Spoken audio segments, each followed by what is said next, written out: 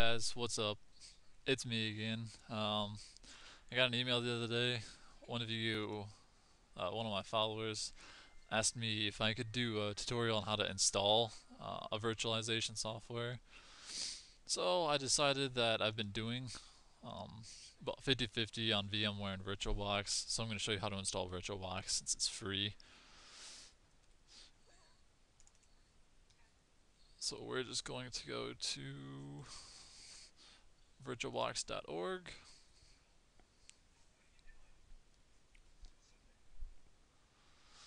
Go to downloads. Go ahead and click on the 4.1.20. Save it.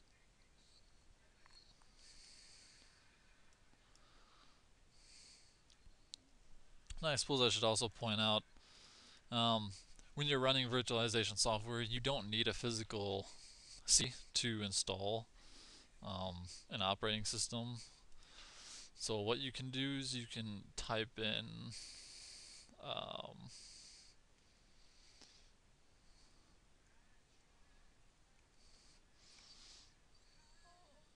Ubuntu or whatever the operating system you want to install is.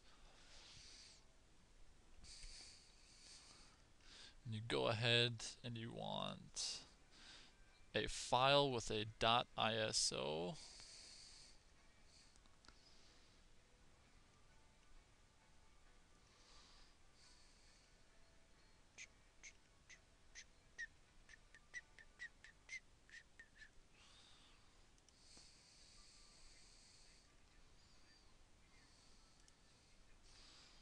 And their website isn't working. So we'll just do Ubuntu 12.4 ISO.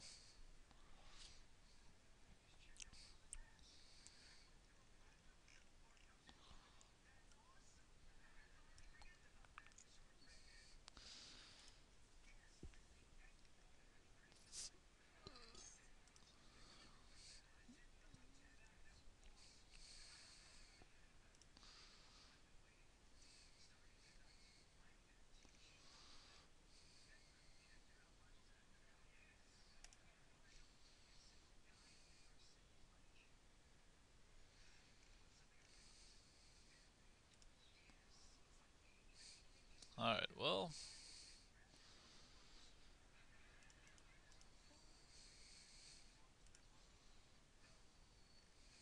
these instructions are not quite the best.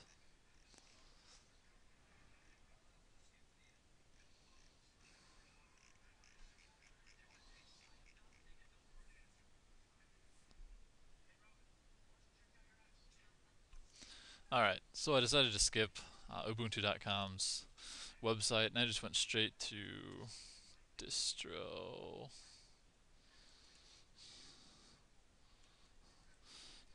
watch, which is a great site you can go to. It has a lot of information, good inside information on Linux operating systems. So we're just going to go over here on the right side, click on Ubuntu, download mirrors, go ahead and click that. And we should click start download. For whatever reason it wasn't downloading earlier.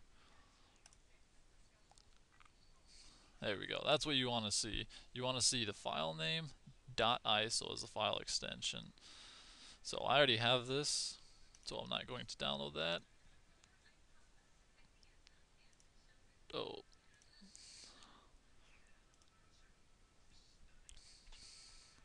We're going to go to downloads, and we're going to open up that VirtualBox installer that we downloaded for Windows.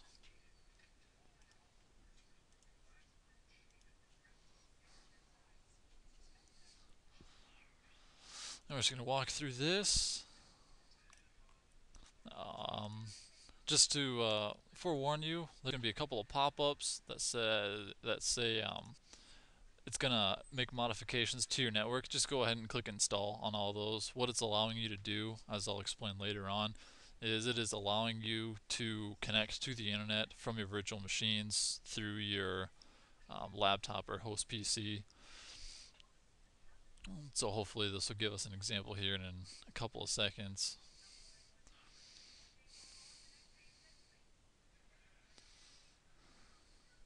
Or maybe it won't because I've already installed this. I just had to uninstall it for the tutorial.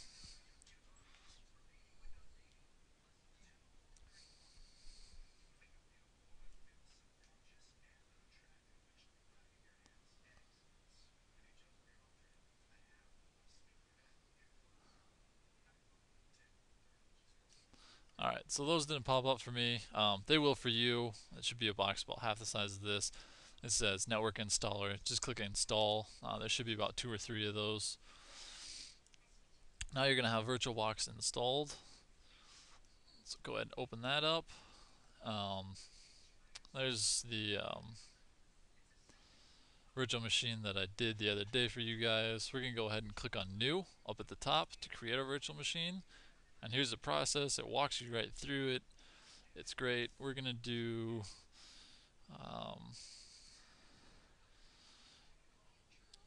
Ubuntu.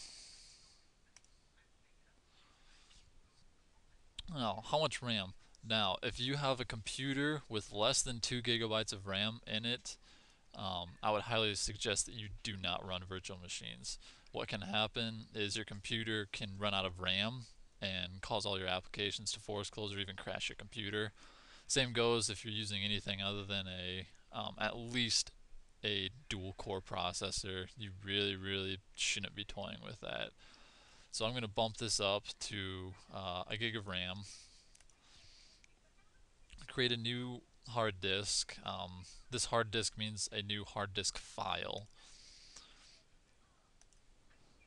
Now on this screen right here, other virtual machine software like VMware or Citrix, they have compatibility formats. For you, just a VDI file is fine, so we just leave that okay. I always choose dynamically allocated. You can do fixed size, but it can take longer, so I just do dynamically allocated. Now it'll ask you how big you want the virtual hard drive to be, so we're just going to make mine 10 gigs. Go ahead and do next. Create. Now, this is another very important step. When you first go to turn on this virtual machine that you just created, it goes through a walkthrough on your startup. You cannot skip this. If you skip this, you're gonna need to do a lot of troubleshooting on your own. Why is that? Because in this initial walkthrough, it's asking you where to point to that boot installation media. So, as we were at earlier, we went to Ubuntu's website, and then we went to DistroWatch. We got that Ubuntu Live CD. I already have that on my network. So I'm just going to boot it off my network from a shared folder.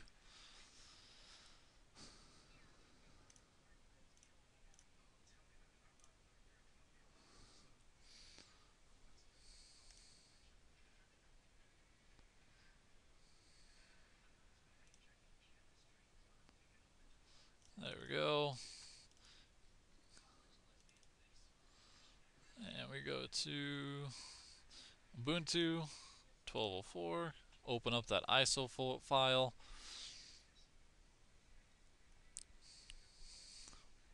Now this media source should switch to that file name. You just click next, click start, and you are off. Now your virtual machine is going to boot to that file like it's booting from a live CD inside your actual computer, which is really neat. So this is going to walk us through the install process of Ubuntu or any other operating system like we were installing it on an actual computer.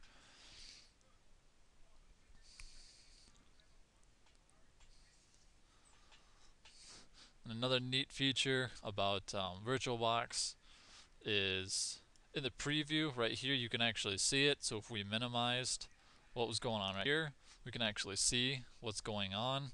If we're doing something else and we're waiting for this to boot up or whatever, you can actually see what's going on.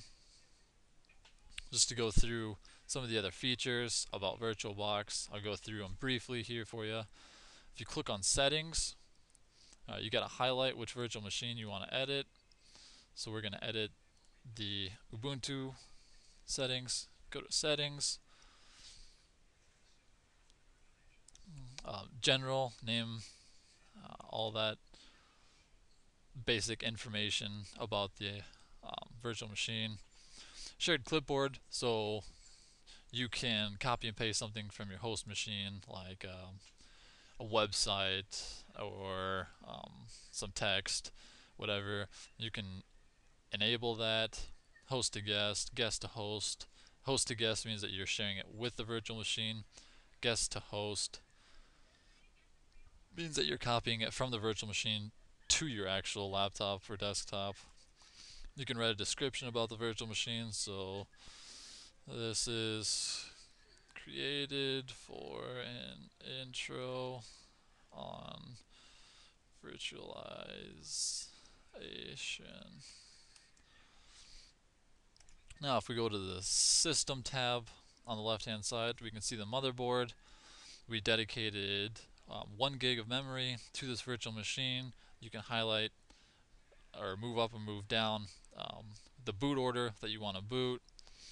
Any settings that you're not familiar with, you can just go over those and they tell you in the box right below there what they do. The processor, again, I wouldn't recommend buffing this up anymore unless you do have a quad core or tri-core or 6-core or 8-core processor.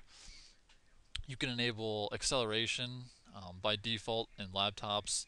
You must have virtualization set in your physical BIOS of your computer or your desktop to do that. And I know this is a lot of information to take in. Just kind of bear with me on this. Enable nesting page. I've never really worked with that, so I'm not going to make something up. Display. How much video memory you want to have just for basic tutorials and running it on nothing spectacular.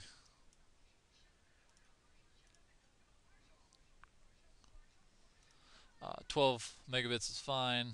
Monitor count, how many physical monitors are you going to dedicate to this virtual machine? Well, I just have one on my laptop, so I'm using that. Storage, this is where your hard drive is shown, and your IDE controller, which is your CD. To add a hard drive, you have to come down here, go ahead and click Add Attachment, then you can go to Hard Drive, you can select how big of a hard drive you want. Audio, the default settings are fine. Network, okay, this is where it kind of gets a little tricky. And for most of these settings, you should have the virtual machine shut off in order to modify those. I just have mine turned on for sake of time.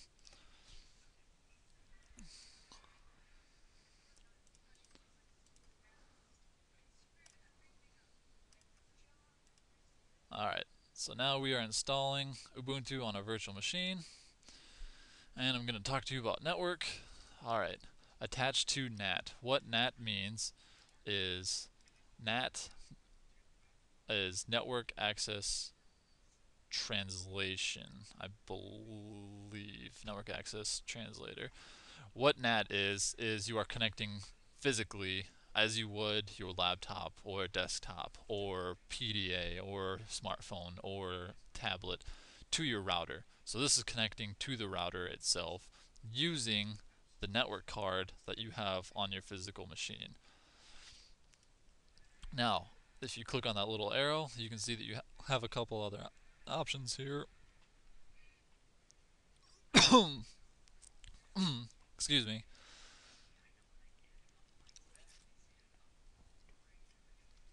Alright, bridge adapter. What bridge adapter means is that you are bridging your connection to your physical connection so that you're going to use one IP address for 2 machines.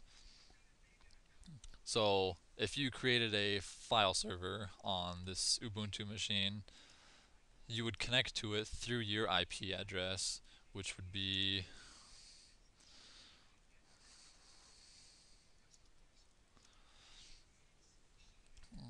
So as you can see, my physical IP address on my laptop is 192.168.2.106. Well, if I enabled this bridged adapter, this virtual machine would also have that exact same IP address. Um, it kind of gets a little tricky when you do bridged adapter. You have to select which bridge you're going to use. You shouldn't need to mess with promiscuous mode unless you're doing hacking or you're trying to sniff packets on the network. I would leave bridged adapter alone. NAT works for everything. As long as you have an internet connection on your host machine, you'll have an internet connection on your virtual machine. On to our next one, internal network. What internal network means is if I booted up all of these virtual machines at one time, I could add them all to virtual network 1. If I added all of those virtual machines in their settings to attach to virtual network 1, they would be able to see each other, but they would not be able to connect to the internet. Now, let me explain that a little bit. What virtual network means is it is a network that's running through those 5 and solely those 5 operating systems. So they can see each other, but they can't see the host computer because the host computer isn't on that internal network. It's on an external network. That internal network, you are linking these 5 virtual machines together. On that same note, a host-only adapter means that you can connect only to the host machine. So if I turned on network discovery in Ubuntu, I would be able to see Nate's HP and the Ubuntu virtual machine, and that's it. Now, what you can do is generics driver, I wouldn't mess with. I tried toying with that. I screwed up quite a bit of stuff on one of my virtual machines. Not attached means you're not going to attach any NIC card to that virtual machine, so it won't go out to the internet. So I'm going to get to some advanced options.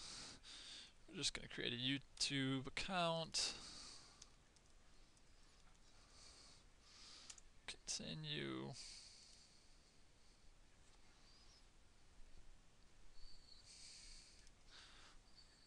Alright.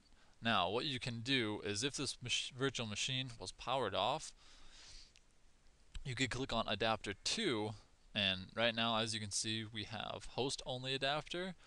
If you clicked on adapter 2 and enabled that network adapter, you could do an internal network, which would then give you access to both the host machine and these other virtual machines if they were powered on. Same thing goes for NAT. You'd be able to connect to the internet, and if you enabled network adapter 2 and connected that one to internal network, you'd be able to see all 4 of these virtual machines and get out to the internet because what you're doing is you're making the virtual machine believe it has 2 NIC cards or network interface cards. So those are kind of fun to play around with. I wouldn't get too carried away. Again, like I said, I haven't done generic driver successfully, and I've spent a lot of time messing with it. But as far as VirtualBox goes, it does open up a lot of opportunities to use it for. Networking can be kind of tricky and kind of a pain at sometimes, but all in all, as long as you just use NAT, you should be fine. Now, on to serial ports. I've never enabled serial ports. I never had a need for, so by default, they are turned off. USB devices, you can add a USB. So let's just add one. So as you can see, here's all of my USB drives or removable drives on my computer right now. So I'm going to plug in another one here.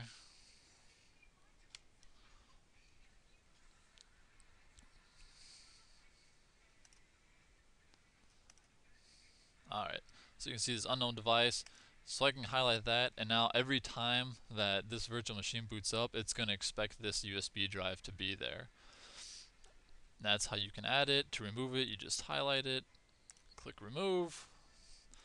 Shared folders. Shared folders can be really useful if you're using a Windows-based virtual machine. What you do is you mount one of your actual folders on your host machine, so your laptop or your desktop. So say I wanted to enable downloads, this entire folder. I would click on add folder, and then I would have to find where that was. So Nate, we go to downloads, we highlight that folder, we click OK.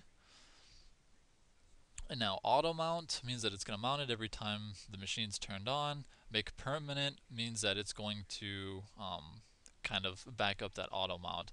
So it's going to connect every time you power on that virtual machine. So we'll do an auto mount, make permanent, OK. Now you can see I have full access, so I can actually add files from my Ubuntu operating system to that downloads folder I have shared with my actual computer, and it will write those changes as if I were getting files from the internet or files from a torrent site or FTP server. It would physically write those files to my laptop.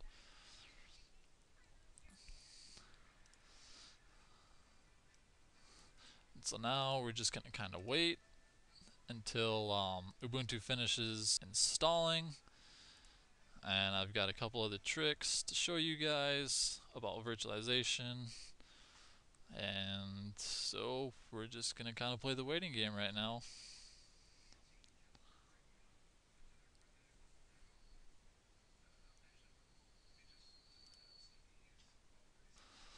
Alright, so we got our Ubuntu installed.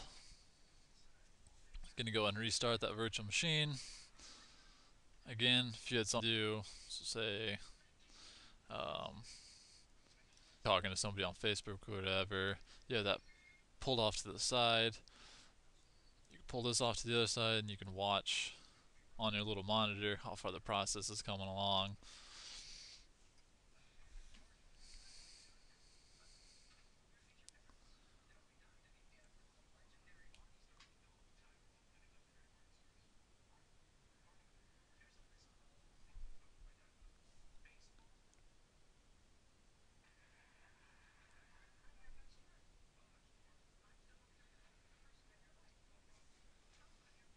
Oh, okay, I forgot it.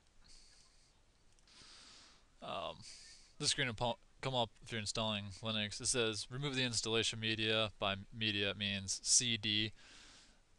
And close the tray and then press enter. So we're going to hit enter. Now it's restarting. And now we check on our little mini screen how far it's coming.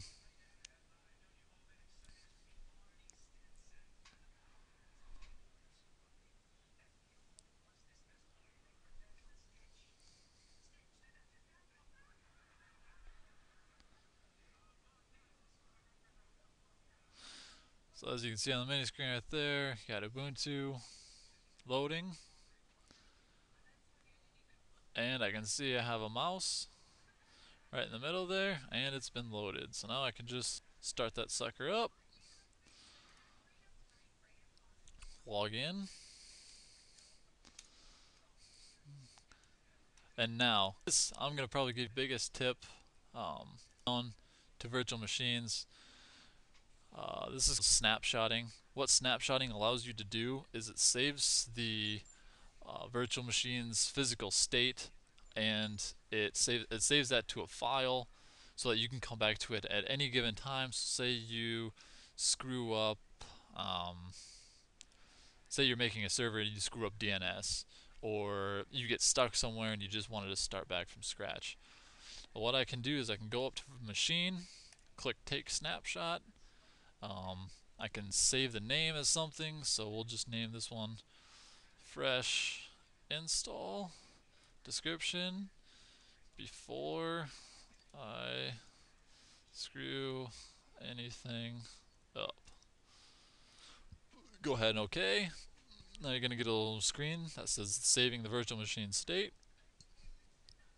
Once this box disappears, you're free to do anything and everything that you want.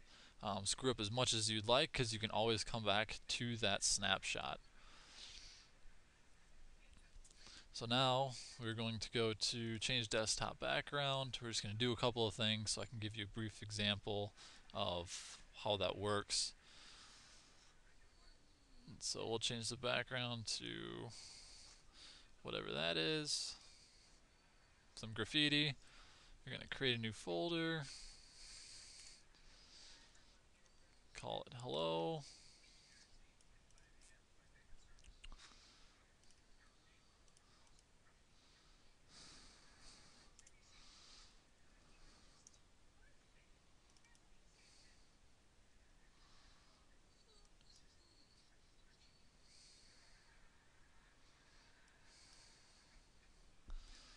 Alright, so we're going to say this shouldn't be here when I restart. Go ahead and save that.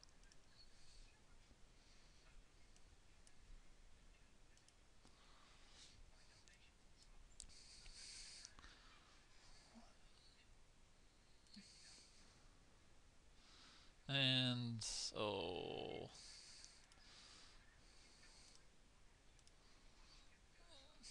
just go to users. And now, say a hacker got on, or one of your friends got on, they were playing a trick on you. They unlock your account.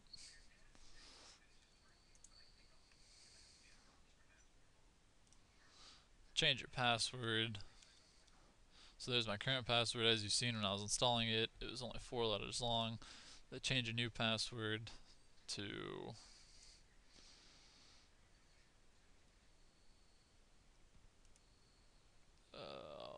okay, well I won't be able to remember any of these, so we'll do that.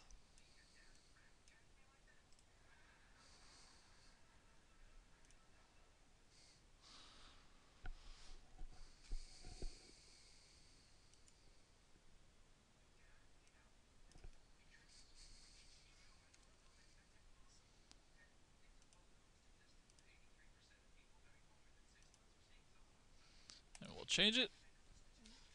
So now I have no idea what that password was. I looked at it very brief, and so I go to log in next time. Someone messed around with my virtual machine. I can't get in. I can't see anything.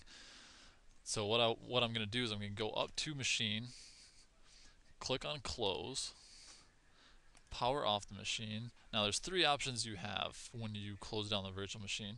You can save the virtual machine state, which would be the equivalent of putting it in hibernation mode. You can send the shutdown signal, which means that it would be the equivalent to going to start or up to utilities and clicking shut down. Or you can do power off the machine. Now what power off the machine simulates is as if you press that button on your computer and you held it down for 5 seconds to hard shut it down. So we're going to go to power off the machine, and then we're going to click this little checkbox that says restore current snapshot to fresh install.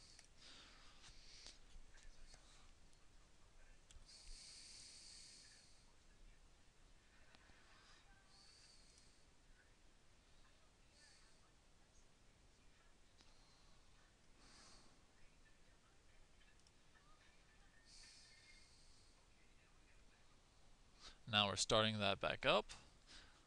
It says restoring virtual machine, and as you can see, our background was like it was. That folder isn't there, that file isn't there, and if we go to log out, I should have that short password that I had instead of that long one that I couldn't remember.